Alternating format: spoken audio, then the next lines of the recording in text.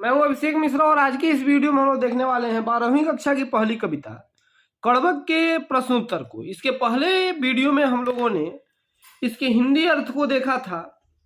अब ये कविता अवधी भाषा में थी और उसके हिंदी अर्थ को हम लोगों ने पिछले वीडियो में देखा था। अब प्रश्नोत्तर को शुरू करते हैं। आपके किताब के अनुसार प्रश्न उत्तर में थोड़ी सी क्रम संख्या में परिवर्तन आपको दिख सकते हैं। जैसे वहाँ जो 2 नंबर का प्रश्न है हो सकता है यहाँ 3 नंबर पे हो, ऐसा संभव है क्योंकि प्रश्नों के महत्व के हिसाब से उनको आगे पीछे किया गया है।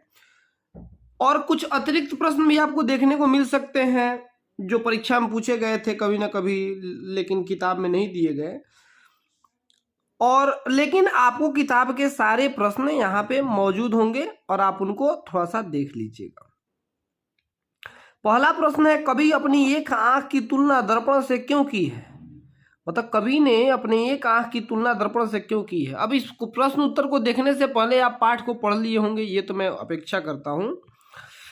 तो उसका जवाब देखिए। सुप्रसिद्ध कवि जायसी जी कहते हैं कि जिस प्रकार दर्पण में सब कुछ साफ साफ दिखाई देता है, जायसी जी कहते हैं कि दर्पण में जिस प्रकार सब कुछ दिखाई देता है साफ साफ, तो तथा दर्पण उनका वास्तविक रूप ही दिखाता है, इसी प्रकार मेरी एक आंख भी प्रत्येक स्थिति का वास्तविक चित्रण करती है।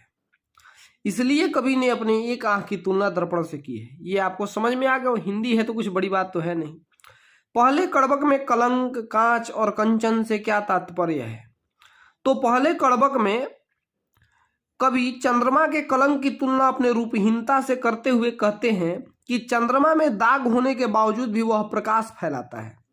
कवि कांच की चर्चा करते हुए कहते हैं कि कांच को कंचन बनने के लिए उसको बहुत तपना पड़ता है। ये मतलब क्या है कि चांद की बात करते हैं, कलंक की बात, तो चांद में दाग होता है फिर भी वो दुनिया को प्रकाश फैलाता है, ये उसकी खूबी होती है। कहने का मतलब कि किसी चीज में जो अच्छाई है उसमें कुछ बुराइयां भी होती हैं। कांच की चर्चा कवि कहते हैं कि कांच को कंचन बनने के लिए, सोना बनने के लिए बहुत तपना पड़ता है। तीसरा प्रश्न है, पहले कड़बक में व्यंजित जायसी जी के आत्मविश्वास का परिचय अपने शब्दों में दें। तो इसका जवाब लिखा हुआ है, पहले कड़बक में जायसी जी का आत्मविश्वास साफ साफ प्रकट होता है। पहली जो कविता का भाग है उसमें जायसी जी का आत्मविश्वास साफ साफ दिखता है। कवि अपने रूपहीनता और एक आंख की तुलना चांद के कलंक से करते हुए कहते हैं कि वे भी चांद के समान संसार में प्रकाश फैला रहे हैं। कवि अपनी तुलना सोने और समुद्र से भी करते हैं।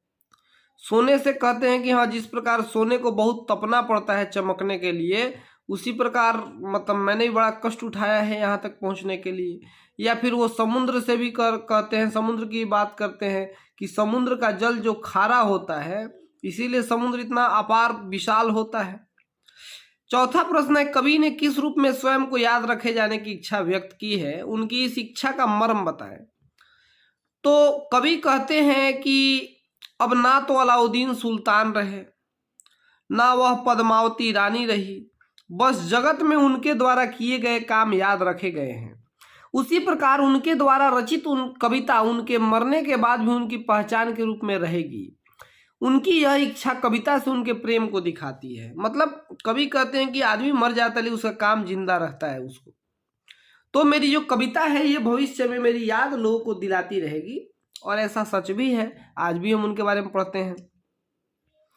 रक्त की लेई का तात्पर्य क्या है? मैंने कविता में बताया था कि लेई कहते हैं एक गोंद के जगह पे यूज किया जाता है। गोंद एक प्रकार का गोंद होता है जो पहले गांव में लोग आटे का बना लेते थे, है ना, आटे का गोंद बना लेते थे।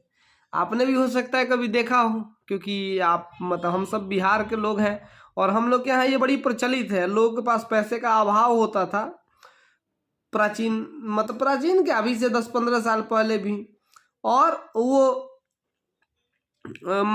लोग आटे का लेई बना लेते थे ताकि गोंद खरीदना ना पड़े। तो ये रक्त की लेई का क्या तात्पर्य है? तो कवि यहाँ पे, पहले मैं क्वेश्चन पढ़ लेता हूँ। रक्त की लेई शब्दों का प्रयोग करके कवि कविता के प्रति अपने समर्पण को दिखाते हैं।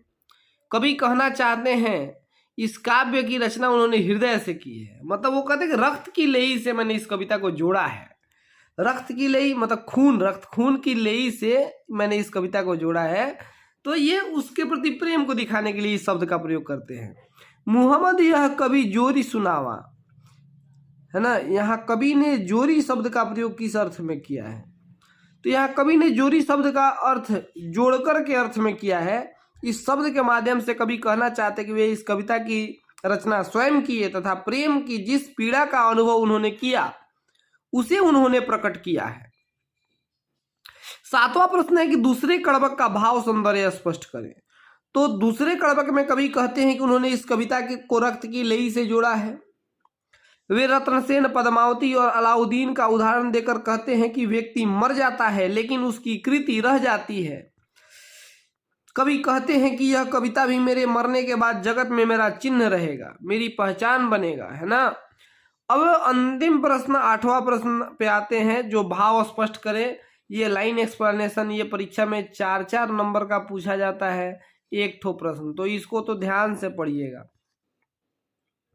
8वां का पहला प्रश्न है कि जय लेही अम्बही डाभ न होई, तय लेही सुगंध बसाई न सोई। मतलब जब तक आम में वो नुकीले मंजर नहीं आते हैं तब तक उसका सुगंध फैलता नहीं है।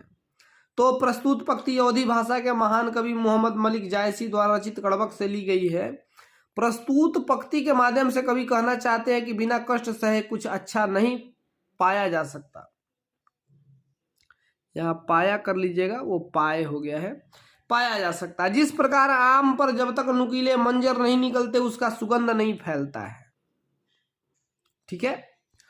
दूसरा है धनी सो पुरख जस कीरति जासु, फूल मरे पर मरे न बासु। तो ये प्रस्तुत पंक्ति अवधी भाषा का महान कवि इनके द्वारा लिखी गई है, पढ़ लीजिएगा।